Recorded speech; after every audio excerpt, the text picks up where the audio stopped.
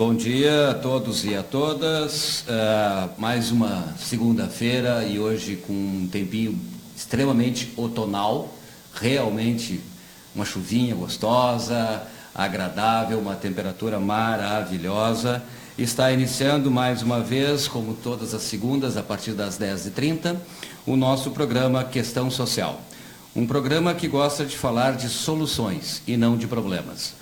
Um programa que traz nossos convidados para que a gente possa ajudar cada vez mais nós, enquanto humanidade, nós como pessoas, nós como sociedade, nós como comunidade, para as coisas boas que vêm por aí. São coisas que não são muito noticiadas, mas que a gente precisa um pouco saber do que está sendo feito, por quem está sendo feito e para quem está sendo feito. E essa é a razão de hoje nós termos aqui a nossa convidada, uma pessoa que eu tive a enorme satisfação de conhecê-la pessoalmente há pouco tempo, né? Mas o trabalho da deputada Regina já é bem conhecido, né? E aí eu tive essa grata satisfação de conhecê-la e de dizer assim, ó, você vai ser uma convidada minha, Regina. Bom dia, Regina, seja bem-vindo ao programa Questão Social. Bom dia, Jorge.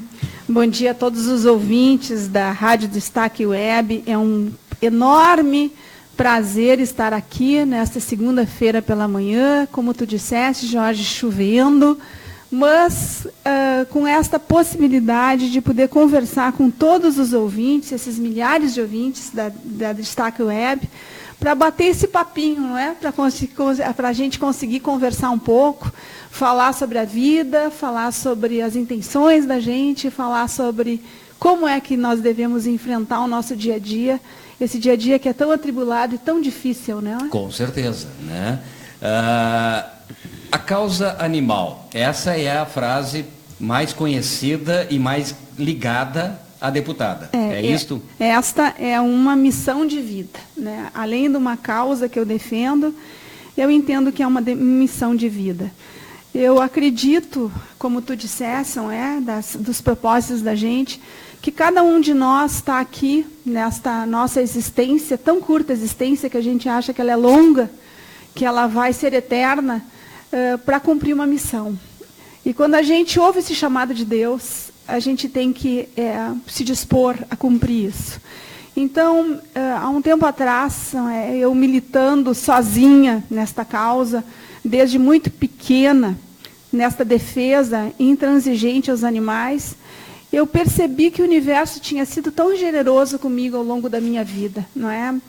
Me deu uma família com um pai e uma mãe que me amaram muito, irmãos, muitos tios e tias. Eu tive a grata satisfação de ter uma casa, de poder estudar, de poder me formar, de ter um marido querido. O universo me deu um filho chamado Bernardo.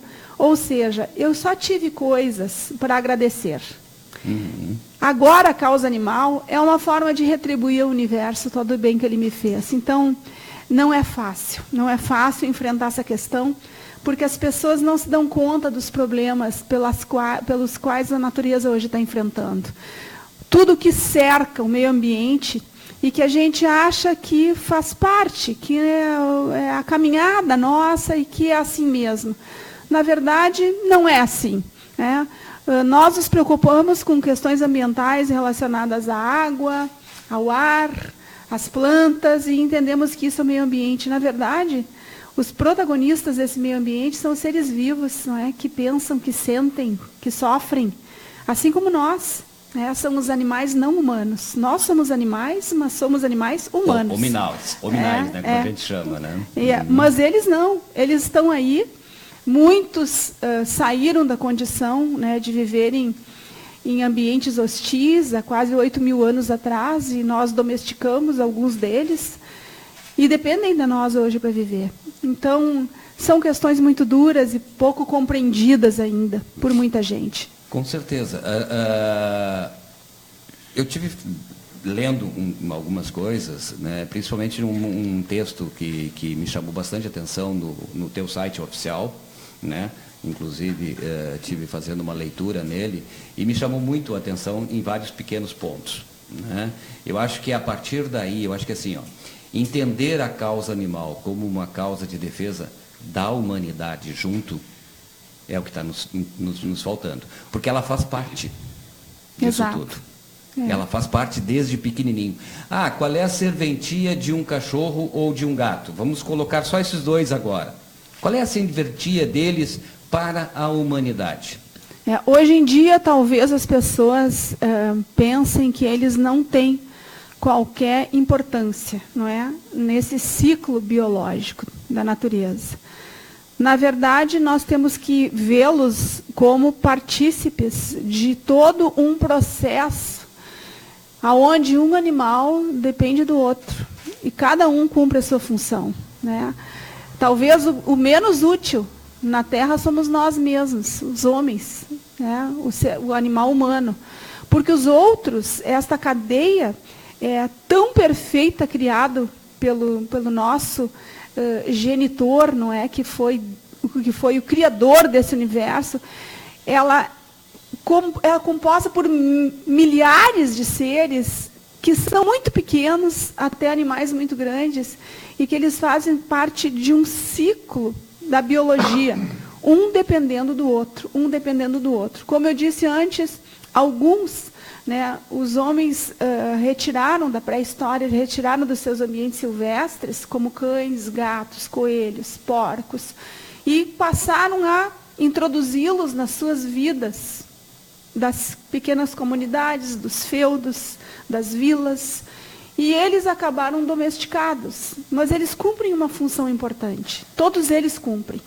O problema é que, devido à falta de políticas públicas efetivas, esses animais começaram a se reproduzir, a aumentar em populações muito grandes, e a coisa que ficou quase meio que descontrolada. Talvez os nossos ouvintes não saibam, Jorge, mas uma fêmea canina, não é, que a gente chama de uma cadelinha, ela, durante a sua vida útil, adulta, né? Ela pode ser a responsável por 60 mil descendentes, um animal. Peraí. Por 60 mil? Sim, 60 mil descendentes. No tempo útil? De 8 anos. De 8 anos? Sim, por quê? Porque ela dá filhotes, e esses filhotes dão outros filhotes, o cálculo é geométrico. 1, 2, 2, 4, 4, 16, e o múltiplo de 16, e assim vai indo. Uma gata, ela é responsável por 120 mil descendentes. Então, vocês imaginam, se a metade, por acaso, não chega a sobreviver, mesmo assim, nós vamos ter 30 mil descendentes de uma cadelinha, e nós teremos 60 mil descendentes de uma gatinha. Se esta metade também não sobreviver, mesmo assim, nós teremos 15 mil de uma cadelinha e teremos 30 mil de uma gata. Então, é essa a importância da política pública aí que a gente defende, né? Tratar animais domésticos é uma questão de saúde pública, em primeiro lugar. Com certeza. Porque animais contaminados, eles são transmissores de doenças. De doenças. E eles não têm culpa, não é? Não. Eles precisam de atendimento. Nenhum. Então, o porquê que o poder público tem que fazer campanhas, assim como faz campanhas de vacinação para animais humanos, que somos nós, é necessário fazer campanha de vacinação para cães e gatos e porcos e galinhas, né? São animais que transmitem doenças. O porquê que tem que se fazer vacinação? Por isso, vermifugação, eliminar vermes, que nem nós. Então, campanhas de esterilização mediante procedimento cirúrgico. E aí, os nossos ouvintes, façam um apelo a todos vocês. Por favor, não façam uso para as fêmeas da pílula anticoncepcional, da vacina anticoncepcional. Não façam. É mais prejudicial, né? Ela causa câncer. É um dos únicos países no mundo que ainda permite a comercialização desse medicamento, porque ele causa câncer, ele causa tumores de útero, ele causa tumores em cadeia mamária, e os animais vão sofrer muito mais, o custo vai ser muito mais alto para pagar veterinário, para poder tirar a dor dos animais, do que pagar um procedimento cirúrgico. Hoje o custo de um procedimento cirúrgico para castração Sim. de fêmeas. Qual é o valor hoje aproximado que nós teríamos para o poder público hoje ter esse trabalho dentro do seu município, né? Eu não estou nem falando em estado, porque o estado ele não existe, né? Ele é um todo ente, do município, né? O município é onde acontece tudo. E é onde acontece a vida das pessoas. Onde acontece a vida das pessoas. Nós moramos no estado, né? Mas a nossa vida é no município. É no município, né? Nós estamos aqui, nós geramos os empregos, nós geramos os problemas e nós geramos as soluções também aqui. Tem que ser geradas. Tem que ser geradas. Para atender o cidadão que paga imposto e que mora no município. Né? Então, assim, ó, uma das coisas que a gente afirma e reafirma dentro do nosso programa, né, é a participação compartilhada. Ou seja, o gestor público tem as suas obrigações. Mas o cidadão também tem os seus deveres. Tem as suas obrigações também. Tem os seus deveres. Tem os seus deveres e direitos, todos dos dois lados. Porque só o poder público não dá conta. Não dá conta. Né? E só a sociedade civil também não dá conta. Tem que ser uma parceria. Tem que ser uma parceria. Então, essa é uma tecla da qual, em todos os programas que nós tivemos aqui e provavelmente em todos que nós teremos no futuro, essa é a tecla principal do programa. Com certeza. Ou seja, fazer esse entendimento de que sociedade civil, você hoje está numa situação, né, de assembleia, de governo, né, de bancada, né, assumindo uma parte governamental, né. Nós temos o nosso prefeito, nós temos os nossos vereadores, nós temos os nossos secretários que fazem parte disso tudo. E nós temos a nossa sociedade civil. Então, assim, ó, de que forma isso pode ser um resultado positivo? Então, voltando à questão, hoje, em termos de custo, quanto nós teríamos de custo hoje para poder fazer um trabalho efetivo de castração? Sim, o que eu tenho... não é o perfeito ainda, né? Não é. Mas quando nós estivemos à frente da Prefeitura de Porto Alegre, meu marido Fortunati entendeu a importância de enfrentar essa situação diante da falta de políticas públicas, né? Quando a gente fala política pública, o que é política pública para os nossos ouvintes entenderem? A política pública são ações que elas são implantadas pelo município e que essas ações têm que ter continuidade. Elas não podem ser durante uma gestão. Elas têm que ter implantação, elas têm que funcionar e cada vez melhorar mais, não é? Elas não podem acabar de uma hora para outra. Então, por exemplo, se institui a política pública da educação, né, é a escola com professores, com merenda escolar, com estrutura, e que isso tem que ir cada vez melhorando mais. A saúde pública também. Né, uma cidade que tenha que ter iluminação pública, a coleta de lixo, isso são políticas públicas. E para os animais, nós também precisamos ter essa política pública. Nós implantamos em Porto Alegre, diante da necessidade, uma cidade como Porto Alegre, que tem 1,5 milhão de habitantes, pela Organização Mundial da Saúde, para cada habitante de capital brasileira tem 2,3 cães. Então, se Porto Alegre tem 1,5 milhão de habitantes, consequentemente, nós teremos quase 3 milhões de cães. Para cada habitante, é 3,8 gato. Então, são mais de 5 milhões de gatos em Porto Alegre. Tá, nós só estamos falando em 2 animais. 2 animais. 2 animais, fora o resto. A gente, né? Bom, vamos ficar por esses 2 aqui por enquanto. Então, diante desses números, era necessário fazer alguma coisa, porque a maior concentração sempre são nas vilas e periferias, né? Que é onde os animais mais se reproduzem, é onde as pessoas têm essa relação de proximidade e de mais compreensão da necessidade dessa convivência. Carinho também, e de né? carinho. Enganam-se as pessoas que pensam que as pessoas com mais necessidades financeiras são as que maltratam os animais. Isso a vida me provou. Não, ao contrário. Com certeza, né? com Ao certeza, contrário. com certeza. Vilas e periferias em situação de vulnerabilidade social são onde a gente encontra o maior carinho. As pessoas dividem a sua comida. O que eles não têm é condições de custear o preço de de veterinário quando eles precisam. Então, nós implantamos em Porto Alegre a Secretaria Especial dos Direitos Animais, que foi SEDA, modelo para o país e para o mundo, com uma série de projetos. E que, por sinal, agora fecharam, né? Não fecharam, transformaram numa diretoria, mas estão diminuindo sensivelmente os atendimentos e o trabalho que nós implantamos.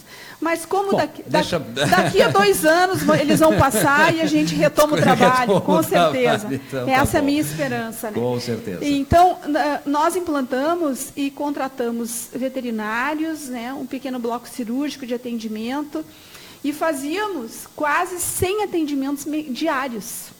Quase 100 atendimentos diários, sem contar com atendimento nas periferias, com o ônibus que nós tínhamos, fazendo atendimento nas periferias, de um ônibus totalmente equipado, que nós ganhamos da Associação de Transportadores. No itinerante, no ônibus, um atendimento ele ia itinerante. Vilas, né, fazer tudo programado, com agendamento, antes os animais tinham ganho vermífugo para poder ser atendidos. Então, é um atendimento específico. E é isso que eu tenho orientado as prefeituras hoje pelo interior do Estado.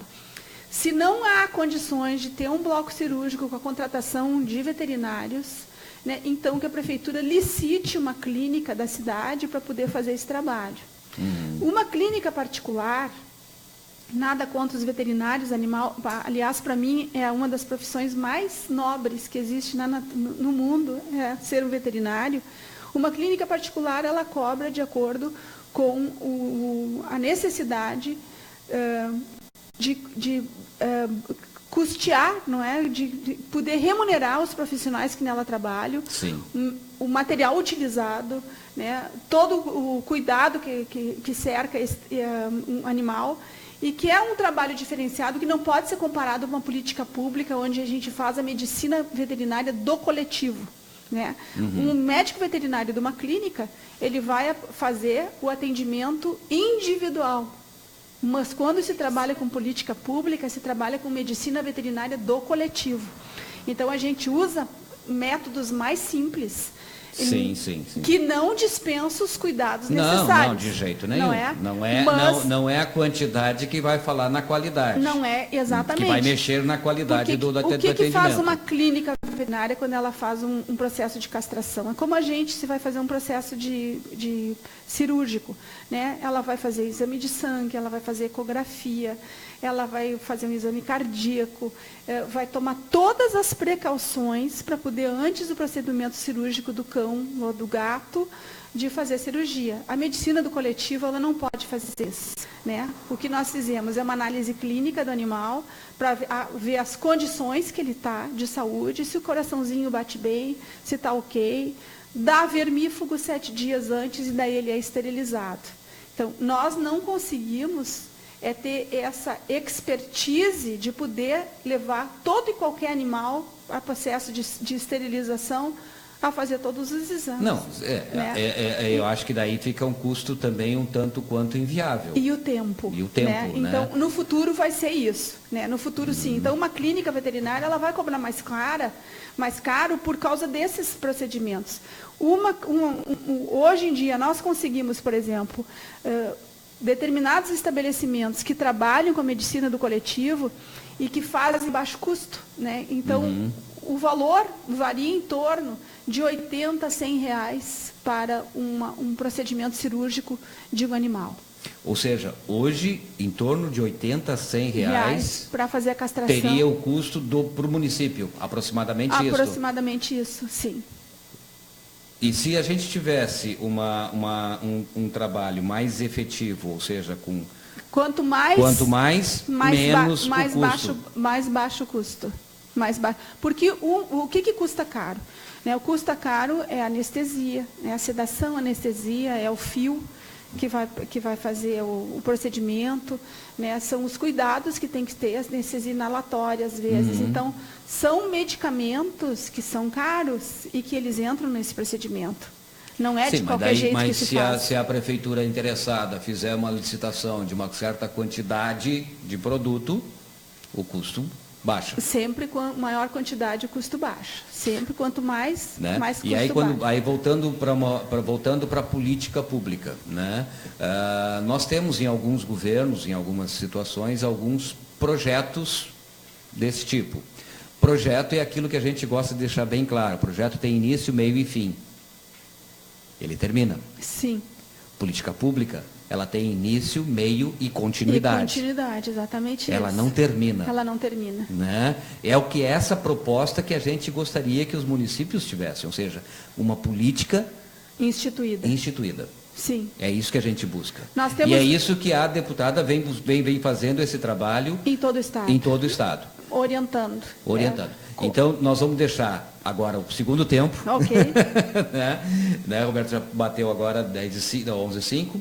Nós iniciamos 11h35 o nosso programa. Tivemos um pequeno atraso, mas a gente sabe que o tempo também ajudou um pouquinho, da deputada sair um pouquinho mais tarde, e o trânsito também complicado também, né? Saída de Porto Alegre sempre está sendo um problema, né? Sempre. E hoje, chegada de feriadão também, muita gente. Hoje tinha um pouco mais de movimento, né?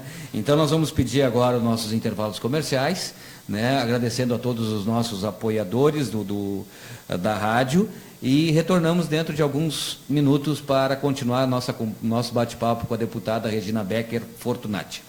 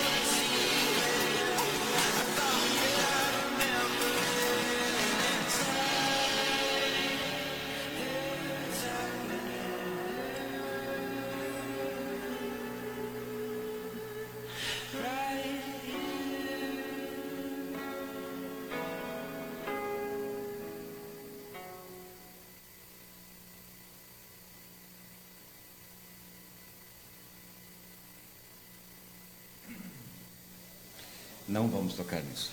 Não, né?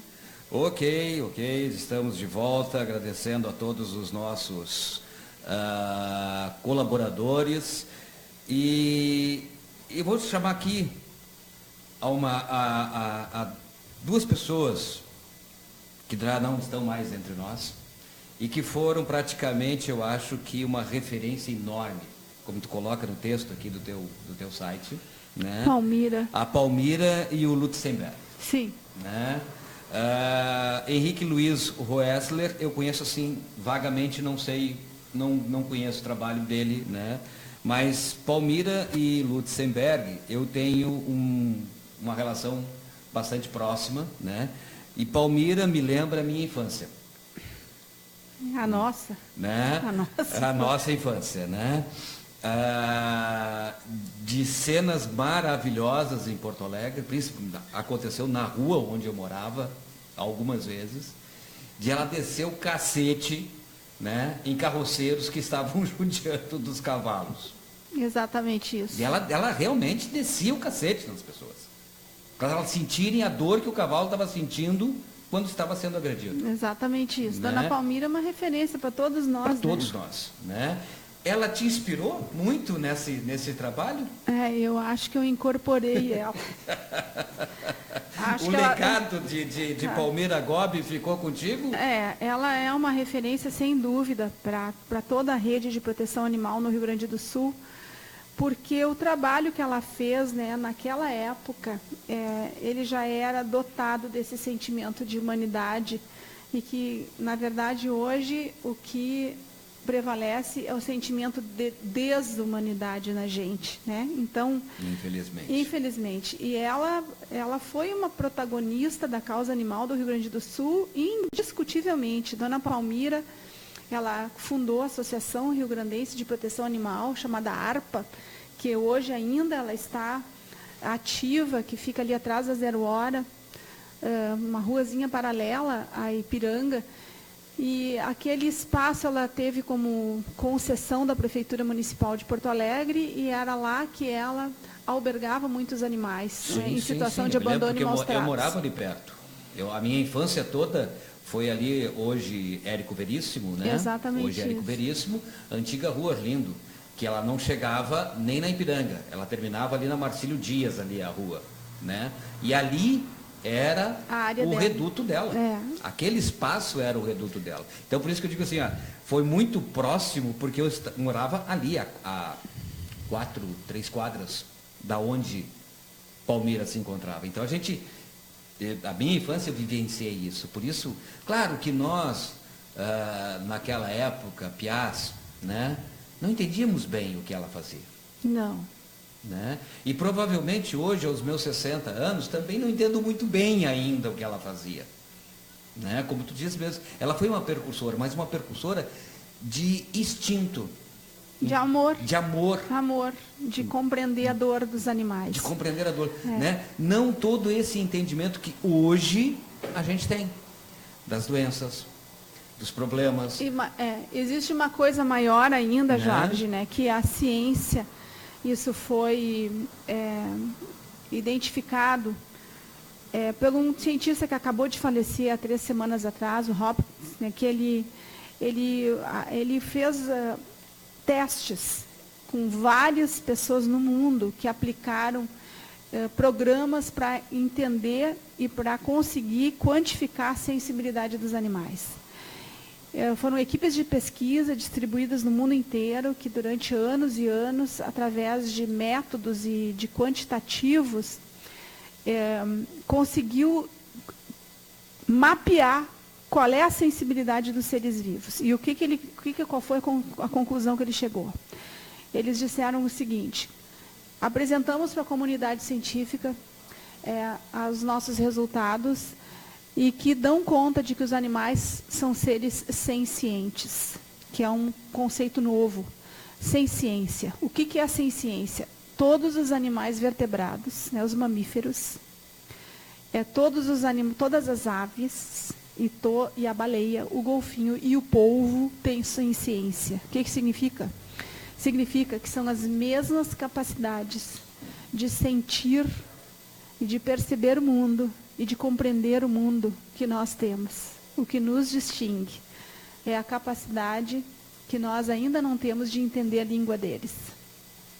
Mas eles sentem medo, eles sentem pavor, eles sabem quando estão sendo levados à morte. Eles têm angústias, eles têm sentimento de tristeza, eles sabem quando estão sendo desprezados. Eles têm alegria. Eles sentem prazer, sentem frio, fome, abandono. Ou seja, todas as sinapses nervosas que nós, animais humanos, têm, eles também têm. Agora vocês imaginem um beija-flor, que pesa 3 gramas, e ele tem também esse sentimento. Imaginem uma baleia, que vive no fundo do mar, e que também sabe cujos códigos de comunicação delas são imensos, que a ciência ainda não conseguiu descobrir. Sim, o próprio radar dos submarinos, Exatamente, eles foram criados a partir do entendimento do radar dos sons das baleias. Né? Então, diante disso, né, a dona Palmira, ela foi uma precursora por compreender essa ciência animal, que eles sofriam tanto quanto a gente. Qual é a diferença que a ciência aponta, né? O que difere nós, animais humanos, dos animais não humanos? Os animais não humanos, eles não sabem explicar as coisas. Eles sabem que existe o sol. A questão do raciocínio, né? Não é raciocínio, não é a inteligência. Não, a inteligência eles têm. Não. Eles não sabem explicar o mundo, né? Eles não sabem dizer o que é o sol, que o sol está a tantos milhões de quilômetros da Terra, que ele ilumina a Terra durante 12 horas por dia, dependendo da estação do ano, que ele é necessário, né, para a manutenção da vida, que ele aquece a Terra. Eles não sabem explicar, mas eles sabem que eles precisam do sol. Eles sabem que o sol existe. Sim, né? sim. A chuva... Enquanto tu está falando, né, tu está fazendo essa colocação de uma forma que para mim até é inovadora, para mim, para o meu entendimento, né? Graças a Deus a gente sabe de tudo um pouco de tudo, mas não sabe tudo. Ninguém sabe. ninguém sabe tudo. Ainda bem, graças a Deus. Como dizia, né, o Sócrates, quanto mais sei que não sei. Exatamente, né? Enquanto você falava, Regina, na realidade foi me passando aqui um pequeno filme recente, né? Que eu tive que sair de Esteio. Estou morando em Porto Alegre no momento, em função da idade avançada da minha mãe, né? E tive que me separar da minha cadela. Graças a Deus consegui um lar bem melhor do que o que eu estava dando para ela, né? Ela está muito feliz, graças a Deus. Mas todas essas sensações que tu está colocando, passou esse filme da minha relação com ela quando eu chegava em casa, quando eu estava em casa, do carinho que ela Mas tu tens ido visitá-la com frequência? Não. Precisa? Não. Precisa ir. Até porque realmente falta tempo, e eu acho que isso, para mim, no meu caso, aí eu estou colocando o meu, porque daí eu vou sair de lá chorando. Ela não vai, ela vai ficar talvez chorando também, mas ela está sendo muito melhor tratada. Mas o que acontece nesse caso? Carinho que ela recebeu... Ouvintes, agora eu vou xingar o Jorge. Ai. Agora eu vou xingar o Jorge. O que eu tinha que falar? É necessário a tua visita a ela, porque ela não compreendeu o porquê que, de repente, o Jorge sumiu da vida dela. Ela tem que saber que tu estás vivo e tu tens que conversar com ela e dizer o que aconteceu. Por quê? Porque todos os cães, a ciência comprovou isso também. Não é a Regina que está falando. Todos os cães entendem tudo o que a gente fala. É uma das poucas raças. Pela ordem de inteligência. Agora os nossos ouvintes vão ficar apavorados. O porco está em primeiro lugar. Em segundo lugar está o golfinho. Em terceiro lugar está o cão. Então, o cão entende tudo. Tem que falar para ela, olha, tu estás nessa casa porque eu tenho que cuidar da minha mamãe. Explica exatamente tudo o que está acontecendo. Eu tive uma conversa com ela, né? Eu tive uma conversa com ela no dia em que eu fui levá-la, né? Conversei, expliquei para ela, né? Mesmo sem saber o que eu estava fazendo. Né? Mas eu acho que foi instintivo. Mas é necessário, Jorge, que tu vá visitá-la. E realmente, assim, ela chegou neste novo lar com tranquilidade. Ela ficou com tranquilidade, ela não chorou, né? Até porque ela foi recebida também com muito afeto. Não está presa em corrente, não. Não. Ela não tem mais o mesmo espaço que tinha na minha casa. O meu pátio era bem maior do que o pátio para o qual ela foi. Né? Mas ela, desde o primeiro dia, o casal que a acolheu com carinho. Ela está aqui em Esteio. Aqui em Esteio. né? Então, depois, ouvintes, o Jorge vai sair daqui e vai dar uma olhadinha. Hoje eu vou fazer uma visita, vou fazer uma foto e vou mandar para a Regina, isso. Tá? E ela vai publicar depois. Isso mesmo, vou publicar. Então, tá bom. Regina, vamos voltando aqui a algumas coisas que me chamou bastante a atenção, né? A questão assim, ó, outra coisa também, respeitar, né, a Carta da Terra, né, aquele trabalho maravilhoso que foi levou um bom tempo para ser elaborado, compilado, né? Eu tenho esse material, nunca consegui ler todo ele ainda, mas sempre a gente tem uma pesquisa ou outra para fazer. Nos diz assim, respeitar e cuidar da comunidade da vida. Exato. Né? Proteger e restaurar a integridade dos sistemas ecológicos da Terra, com especial preocupação pela diversidade biológica e pelos processos naturais que sustentam a vida. E esse processo natural, foi muito bom tu teres colocado isso, porque agora eu vou relatar para ti, para Jorge e para os ouvintes da Rádio Destaque Web, uma participação minha, 2 semanas atrás, no 8º Fórum Mundial da Água, que aconteceu em Brasília, e que reuniu em torno de 40 mil pessoas do mundo inteiro. E o que a gente conclui disso? Né? Eu participei de diversas oficinas, eu deveria ter ficado lá uma semana inteira, fiquei somente 4 dias, que foram 4 dias de muito trabalho, de muita tomada de consciência, e eu voltei muito preocupada. Hoje o planeta Terra enfrenta uma crise chamada crise hídrica. Nós não temos hoje mais mananciais de água doce, potáveis no mundo. Então, uma manifestação do presidente do Japão foi a seguinte: depois do petróleo, há vida, porque tem outras formas de energia.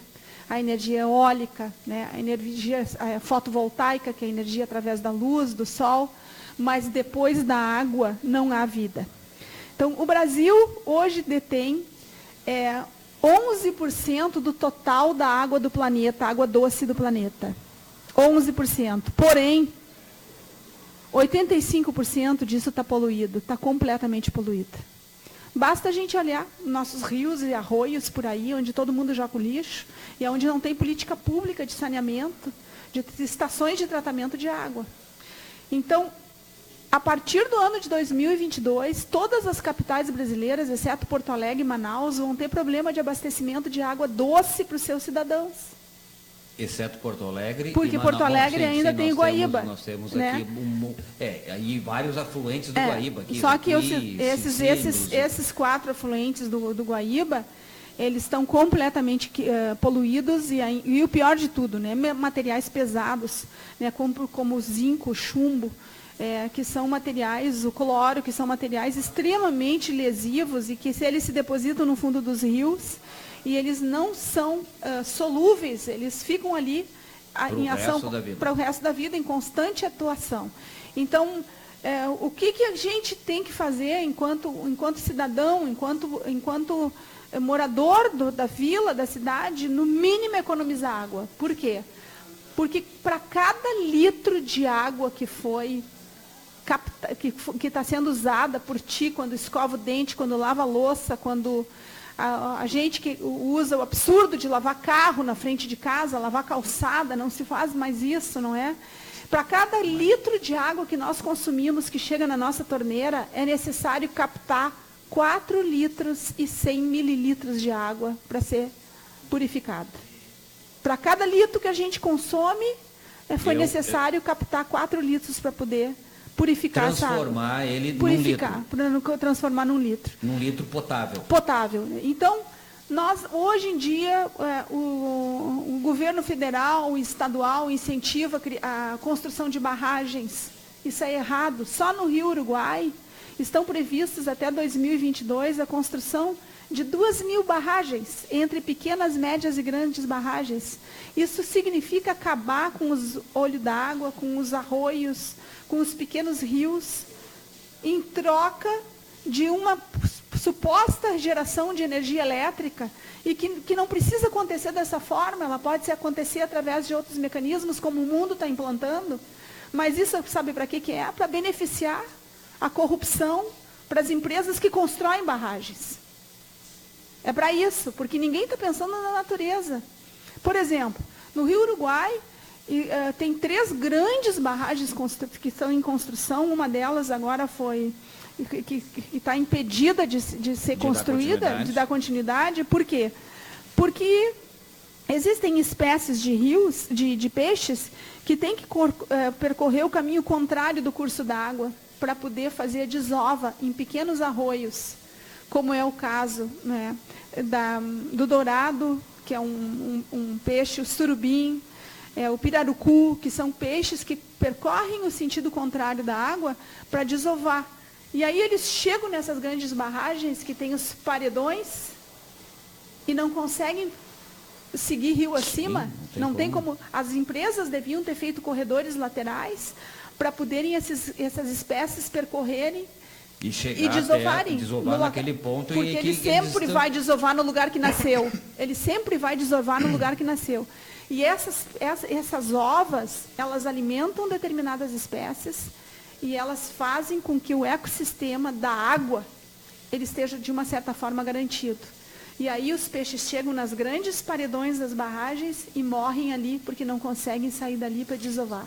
Sim, nesse ponto, né, que como nós invadimos a natureza e prejudicamos ela achando totalmente, né, me lembra alguns anos atrás uma situação que ocorreu aqui nas nossas praias de água doce, aqui perto, tipo São Jerônimo ou algo parecido. Foi por aqui, né? A história que ocorreu, eu acho que tu deve ter ouvido, de um ataque, epidemia de porpetas, daqueles, parente como é que é o nome daquele bicho, do peixe, aquele que morde e come? Piranha. Piranha, né? No nosso rio aqui ela não é a piranha aquela, né? Mas é as porpetas, que é um peixinho menor, na mesma família, e que te dá uma dentada, e que dói, e que te machuca. Sim. Né? Houve uma invasão enorme desses desequilíbrio bichos. Desequilíbrio ecológico. Por quê? Porque nós, seres humanos, estávamos matando os pequenos jacarés, que são seus predadores naturais. Exatamente. Ou seja, isso. Nós desequilibramos a natureza. E botamos culpa na natureza. Exato. E aí é culpa da porpeta. É culpa da porpeta, assim como é culpa da vaca louca por causa da gripe na Europa. Exatamente. Assim como foi a gripe suína no México. Da galinha aqui no Brasil. A galinha do Brasil e o mormo do cavalo, né? Que tá mas por quê? Porque há um desequilíbrio total. E quem é que produz esse desequilíbrio? O animal? Não é ele. Ele é a vítima. Sempre o animal é a vítima. Né? Só deixa eu agora fazer aqui uma leiturazinha rápida aqui de alguns dos nossos ouvintes, né? A Mariana Silva, olá Mariana. Juliana Sabino, bom dia. A Roselaine Ferreira, parabéns, Regina, gosto muito do seu trabalho. Obrigado. A Andréia Forte, que programa maravilhoso hoje. Obrigado, Andréia. Agradecemos a deputada, não a mim, né? Não, agradecer a Rádio Destaque Web. A Roselaine Ferreira aqui também. Aqui no Jardim Planalto estão roubando cachorrinhos dentro do pátio. Gente do céu, mas qual será o motivo desses... Quem é que escreveu isso? Roselaine Ferreira. Roselaine, vai à delegacia, faz BO. Registra isso. Enquanto a gente ficar omisso, achando que as coisas não vão dar em nada... nada muda. Vai na delegacia, faz BO e diz, quero registrar que estão roubando cachorrinhos dos pátios das pessoas. É importante fazer isso. Eu acho que é uma defesa. E como tu mesmo colocaste, eles entendem. Entendem. Né? Eles têm essa... compreensão, sem ciência. Sem ciência, né? O que a gente chamava de instinto animal. Não é instinto. Não é instinto. Não é instinto, é sem ciência. Além. É mais do que bem isso. Mais além. Eu fiquei impressionado com o que tu colocaste aqui, né? Eles possuem memória auditiva, olfativa, visual, sentimentos, tipo sensibilidades e sensações que permitem, né, e estabelecem esse vínculo afetivo com o ser humano. E aí, para a gente fechar, infelizmente, é 1 hora de programa, mas quando a gente passa vê, rápido, não é? Passou. Foi-se, né? E o bom disso, é como eu já disse nos outros programas, e vou continuar dizendo ao final de cada programa, o bom disso que deixa o gostinho do quero mais. Quando precisarem, pode me chamar que eu venho, com maior alegria. Do quero mais. Mas eu vou te deixar aqui uma questão, para fazer o teu fechamento, Regina, que me chamou muito a atenção aqui. Deixa eu só localizar no texto. A modernidade consagrou.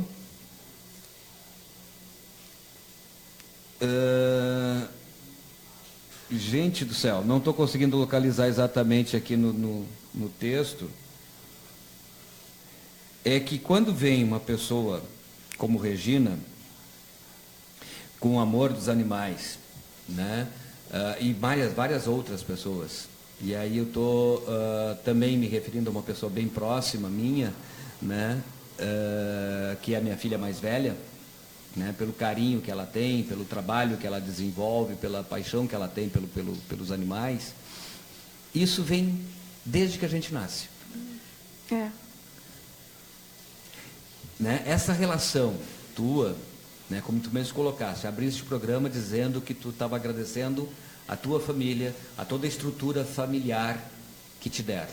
Tu teve bichinho de estimação quando pequena? Olha, aí vem uma coisa triste da minha história. Meu pai era dono de um frigorífico.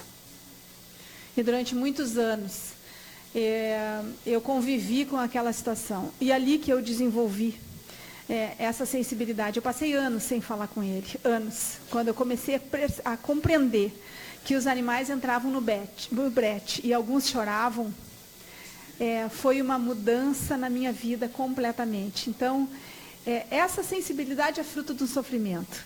Sempre acontece isso, não é? Foi o amor da família, foi esse lastro familiar, mas foi também resultado desta convivência, dessa situação de sofrimento que eu via no meu dia a dia. E é muito complicado para a gente admitir determinadas coisas, principalmente porque a gente às vezes tem esse sentimento de culpa e faz o possível para se afastar dele, para se ofuscar e se esconder.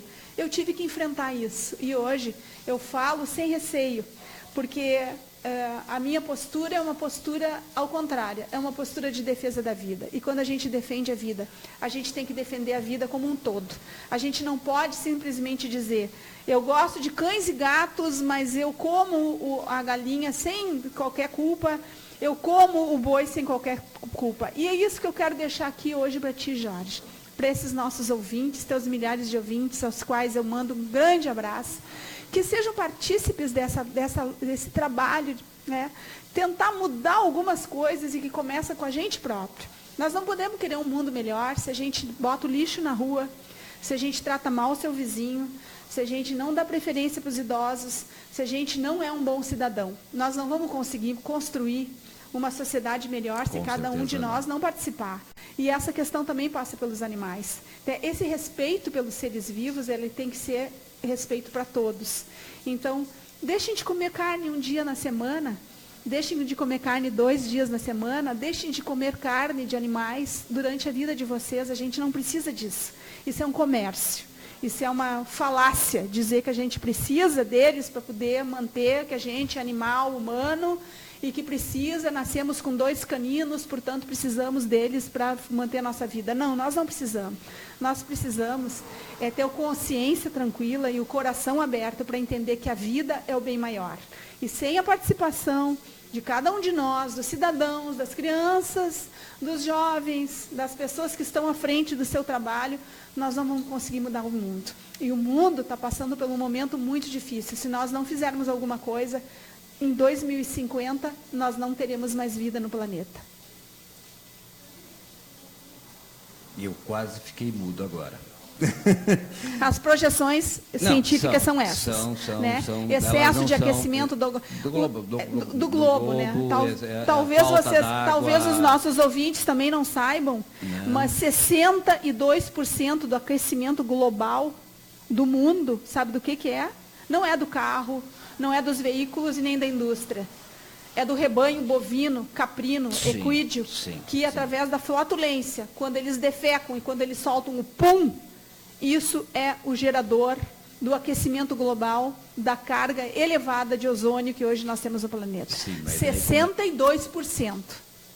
Mais né? da metade. Mais da metade da responsabilidade do aquecimento global do planeta é devido aos rebanhos. E aí nós mudarmos essa consciência, né? Eu ainda sou uma pessoa E admite. Admito, né, que ainda sou uma pessoa que gosto. Carnívoro, né? Sou. Não vou ficar Tu já aqui assistisse fazendo... algum boi morrer? Hã? Já assistisse a morte de algum boi no frigorífico? Do boi não, eu já fiz um acompanhamento da galinha. Um horror. Um horror. Né? Um horror. Na época, nos anos 80, eu fazia um trabalho e aí fui contratado como fotógrafo na época para fazer todo o procedimento desde do criador até o frigorífico, né, lá da galinha. Acompanhei todo o processo fotografando para esta revista. Não são animais, né? São né? só coisas, né? São objetos. Claro que naquela época eu tinha 20 e poucos anos, meu entendimento sobre isso tudo era bem menor. Bem menor. Bem menor, né?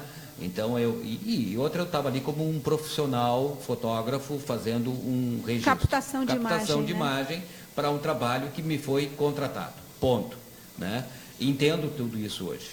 Né? Sei como é que é este procedimento. Né? Pretendo mudar? Sim, como ser humano. Talvez alcançar a este ponto de não comer ainda todos os dias, talvez eu consiga melhorar. Eu espero. Deixar todos os dias ainda talvez não, né? Não vou me comprometer aqui em fazer isto. Mas né? pelo menos Vou me comprometer em respeitar quem faz. Mas, Jorge, se eu conseguir fazer com que tu, pelo menos, vai pensar um pouco, e os nossos ouvintes pensarem um pouquinho a respeito, eu já vou estar eu muito diariamente feliz. Escuto isso da minha filha, né, que virou vegana, família, minha neta de 5 anos também. Né? Também é vegana. Não muito, né, mas obrigatoriamente pelos pais. Talvez alguns ouvintes não saibam o que é ser vegano, né? Mas o ser vegano é não comer nenhum produto de origem animal, nem né? leite, nem ovos, nem nada. Já é uma dificuldade. O vegetariano, né, já come um pouquinho do ovo, do queijo. Daí é ovo lacto vegetariano. Né? Então aí entra umas questões. Mas eu acho que nós vamos fazer um programa específico só sobre alimentação. Só sobre alimentação, tá? E aí eu vou trazer um monte de novidades para vocês. Inclusive vamos até cozinhar aqui, se for o caso. Vou dar receitas. Né? Regina, para mim foi um enorme prazer ter esse pequeno espaço. Um enorme espaço. Né? Esse pequeno momento de alegria em te ter aqui ao meu lado, em te ter aqui na rádio e te dizer, somos teu parceiro, estaremos aqui à tua disposição para todos esses movimentos em prol da vida. Amém. Em prol da vida. Me emocionei agora, amém. Né? E eu acho que é isso que a gente precisa. De pessoas que tenham uma coisa para ser dita e uma coisa para fazer, e a façam. Porque muitas vezes nós queremos fazer muitas coisas. Nós não temos condições. Mas se nós nos dedicarmos a uma delas, com carinho, com empenho, com amor, nós vamos conseguir a mudança do mundo. Amém. Porque o mundo só muda se eu mudar. Com certeza, isso é uma mudança que vem de dentro, não é? A gente não pode esperar do outro. A gente tem que ter essa tomada de consciência, estar disposto a ser um pouco melhor, um pouco melhor. E fechando o nosso programa usando uma frase do filósofo João Paul Sartre. Nós sempre colocamos a culpa no outro. O inferno são os outros. Esta é a frase. E o inferno, na realidade, é eu que faço. É isso aí. Ou o céu é eu que faço. Regina. Muito obrigado, Jorge. Obrigado a todos vocês do Destaque Web, aos ouvintes do programa Questão Social. Meu muitíssimo obrigado por estarem nos ouvindo ainda. É uma enorme alegria poder dividir um pouquinho desses momentos com vocês, todos vocês. Tem muitas questões que eu estou envolvida, né, grandemente, uma das últimas aí, a questão da exportação do gado vivo.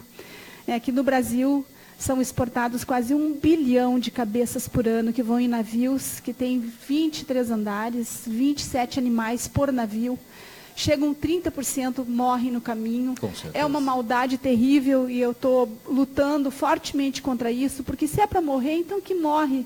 Né, com que dignidade morram um pouco, né? aqui, dignidade, deu uma e solo dignidade gaúcho, sem sofrer demais, esse transporte cruel. E isso já né? mudou, né, também, tem mudado em alguns frigoríficos As normativas, elas estão né? mais rígidas e né? a morte... Ainda a gente mata, mas pelo menos mata com um pouco mais de respeito ao animal. Com pistola pneumática, apesar de tudo. Mas então, eu deixo um abraço... menos de sofrimento. Eu deixo meu abraço a todos vocês, que Deus abençoe a cada um e a cada uma, que as famílias sejam também abençoadas. E não se esqueçam disso, a vida, independente de quem seja, ela é o bem maior. Um grande beijo a todos vocês, gente. Gente, um abraço a todos e a todas que acompanharam. Roselaine, ela já disse aqui que já foi feito o BO, mas que roubaram na segunda e nada ainda. Mas, Roselaine, nem tudo ainda a gente consegue resolver imediatamente. O fato é que nós precisamos ter ações como essa. Divulga a foto, Roselaine. Divulga a fotinha que a gente ajuda a procurar ele. Um abraço a todos e a todas. E segunda-feira que vem estaremos aqui novamente a partir das 10h30 com o programa Questão Social. Estamos organizando com o nosso convidado que provavelmente estaremos falando sobre um grande projeto que é realizado aqui no nosso município e em vários municípios pelo interior do estado, que é o ProERD, né? E é um trabalho dedicado e com carinho dessas pessoas. Um abraço a todos e até segunda-feira que vem.